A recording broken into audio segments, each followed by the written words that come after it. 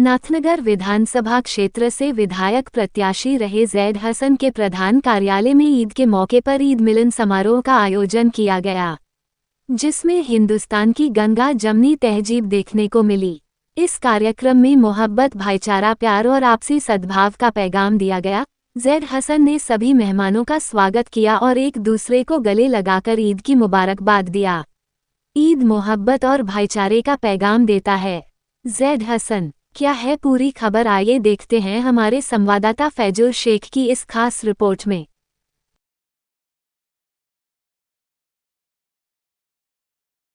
ऐसे ही चला करते, कोई सीरियसली नहीं थे, लेकिन राजद का तमगा लेकर घूमे और कामयाबी कदम की मांग। और रिंको भाईजान, इनका क्या कहना, हमेशा दुख सुख हो चाहे कोई भी, ये के मौके पर इनका इस्तेमाल करते हैं। तो ये सैफुल्लाह भाई हमारे साथी ईद मिलन समारोह का हम सभी को और कहीं जाना था, लेकिन सर की बेपनाह मोहब्बत है ईदगाह में और हमारी ईद हो रही है आप सभी के निगाहों में। आज लगाव है और राजद में अपनी जिंदगी को अर्पित किया है। उनसे भी विनम्र निवेदन करना हो कि दादा आइए, दिखाई पड़ता है। आइए दोस्तों, हमें गर्व है, एक दूसरे का गले लगाते हैं। ये गले लगाना सिर्फ फिजिकल गले लगाना नहीं होता है, एक फीलिंग्स आता है, एक भाव आता है सारे कि हम गले लगा रहे हैं। एक प्रेम का भाव आता है जो ईश्वर ने प्रेम हमें दिया है। उस प्रेम हम सारे कटुता को भूलकर उस दिन से संकल्प लेते हैं कि प्रेम जो है हमारा जीवन है, प्रेम में ही हम रहेंगे और किसी से कोई दुश्मनी नहीं करेंगे। दोस्तों, आज के आयोजक जैद हसन साहब का मैं आभार व्यक्त करना चाहूंगा कि आप निश्चित तौर पर आभारी के पात्र हैं। आपने निश्चित तौर पर भागलपुर के राष्ट्रीय जनता दल में एक जान फूंकने का काम किया है।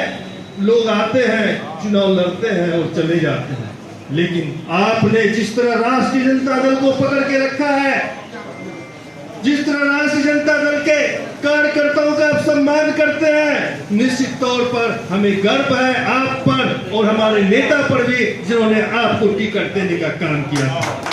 दोस्तों, निश्चित तौर पर जब आप टिकट लेकर आए थे तो हमें विश्वास नहीं था कि ऐसा भी व्यक्ति होगा, लेकिन आपको मैंने चुनाव में ही देखा था कि आप किस गर्मजोशी से सबका सम्मान कर रहे थे।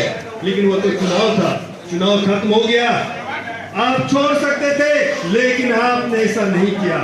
यदि भागलपुर में जैद हसन साहब ने चुनाव के बाद भी जो राष्ट्रीय जनता दल की जो सेवा की है, मैं इतना ही कहना चाहूंगा, जैद हसन साहब आप आगे बढ़िए। राष्ट्रीय जनता दल का एक एक कार्यकर्ता, एक एक व्यक्ति आपके साथ है। Thank you sir. आज ईद मिलन का प्रोग्राम रखें, क्या करेंगे? तमाम लोगों को, पूरा राजद परिवार भागलपुर जिला का इकट्ठा होकर एक दूसरे को ईद की बधाई दे रहे हैं, खुशियां बांट रहे हैं। एक महीना रमज़ान का ख़त्म हुआ है, पूरी मुस्तैदी से जो आरजेडी के वर्कर हैं आज यहाँ पे हम लोग सब इकट्ठे हुए हैं, एक दूसरे को बधाई दे रहे हैं और पूरे मजबूत इरादे के साथ जहाँ जो कमी बेसी है, जहाँ किन्हीं के दिल में किसी भी प्रकार का दूरी है, उसको ख़त्म कैसे किया जाए, सब हम लोग एक हो जाएं। और जब तक एक नहीं होंगे तब तक हम लोगों को मंजिल पर पहुंचने में बड़ी कठिनाई है। इसलिए राजद परिवार हिंदू, मुस्लिम, सिख, ईसाई सभी जाति, समुदाय, संप्रदाय के लोग आज यहाँ पे इकट्ठे हुए हैं और इकट्ठे होकर जो हम लोगों का लक्ष्य है कि हम लोग अपने इस परिवार को, राजद परिवार को कैसे बढ़ाएं, कैसे मजबूत रखें, टूटने से बचाएं, भटकने से बचाएं, इस दिशा में सभी लोग अपनी अपनी बातों को रख रहे हैं। और सभी यहाँ पे पुराने आरजेडी के कार्यकर्ता हैं, पदाधिकारी हैं, सभी स्तंभ हैं। तो आज ये खुशी का दिन है और जब ईद की खुशी का दिन जब होता है तो तमाम भागलपुर ज़िला के वासियों को, बिहार के वासियों को पूरे देशवासियों को और विशेष तौर से नाथनगर विधानसभा क्षेत्र के तमाम लोगों को हमारी तरफ से, पूरे राजद परिवार की तरफ से बहुत बहुत बधाई और शुभकामना है।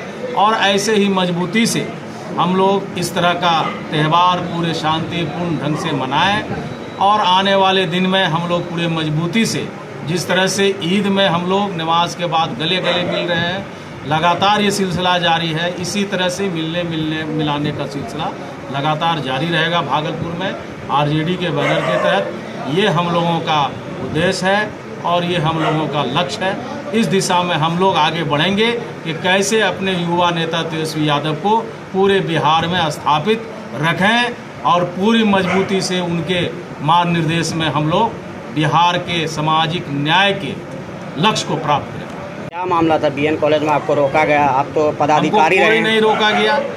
क्यों रोका जाएगा भाई? कोई नहीं रोका है। बाजाबता वहाँ पे एज ए गेस्ट गए हैं, हमने अपना स्पीच दिया। रोकने की तो कहीं बात हमारे पास नहीं है। नहीं, सोशल मीडिया पे चल रहा था कि रोका गया, ऐसा कुछ नहीं। कोई नहीं रोका है। अब क्यों रोकेगा? शिक्षण संस्थान तो सभी लोगों का है। ये बात आपको कहाँ से मिल रही है?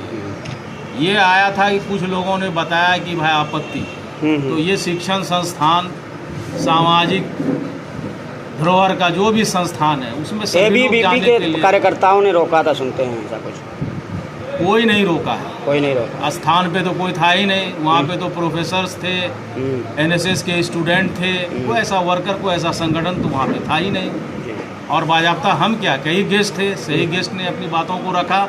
और चूँकि महात्मा गांधी जी ने 1969 में एनएसएस की स्थापना की थी और उसमें आप कैसे आपदा के समय में आप कैसे यूथ को प्रमोट करें, आप कैसे सोसाइटी में जो इनस्टेबिलिटी है उसको कैसे ठीक करें, समाज में शिक्षा, स्वास्थ्य, चिकित्सा, आपदा, ये सारे चीज़ों से बिना स्वार्थ के कैसे अपने युवा पीढ़ी को तैयार करना है, उस दिशा में एनएसएस का कार्यक्रम कई वर्षों से 1969 से चला आ रहा है। इसमें कई एनजीओ इस कार्यक्रम को करते हैं, कई शिक्षण संस्थान करते हैं। इसलिए वहाँ पे जाना और कोई भी जो इस तरह के लोग हों, मैं यहाँ पे एथलेटिक एसोसिएशन का अध्यक्ष हूँ, मैं सामाजिक कार्य में हमेशा रहा हूँ, अपना पूर्व का भी मेरा प्रशासनिक इतिहास रहा है। लोग गरीब गुरबा, पिछड़े लोगों, युवाओं को कैसे जगह पे लाना है। अब अगर किसी की ये चिंता हो रही है, अगर किसी लोगों की ये चिंता हो रही है, आज के दिनों में आप देखेंगे, आप किसी हॉस्टल को विजिट कीजिए, आप किसी कॉलेज को विजिट कीजिए, तो वहाँ पे जो अधिकांश बच्चे हैं, 90% बच्चे वहाँ पे गरीब गुरबा के बच्चे पढ़ रहे हैं, पिछड़े बच्चे पढ़ रहे हैं, दलित के बच्चे पढ़ रहे हैं। अब उनको अगर हम लोग जैसा आदमी ज्ञान दे देगा कि भाई क्या है जीवन का लक्ष्य, शिक्षा का क्या महत्व है, अगर उसके लिए अगर किसी को पेट में दर्द होता है तो इसकी बात हम नहीं कर सकते।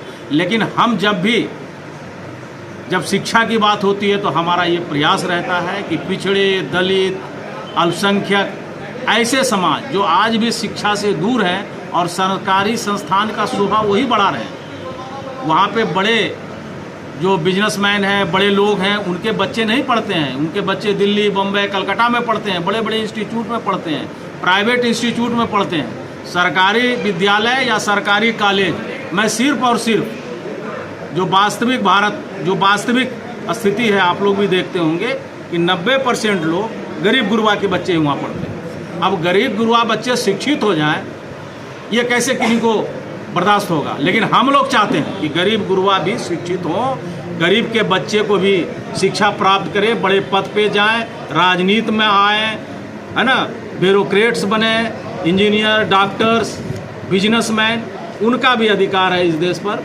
तो उस दिशा में हम लोग जाके बात करते हैं, लोगों को बताते हैं कि हम भी आपके ही तरह, आप ही के समाज से आए हुए लोग हैं, आज यहाँ तक पहुँचे, आप भी प्रयास कीजिए, आप पहुँचिएगा। जी सर, बहुत बहुत धन्यवाद सर।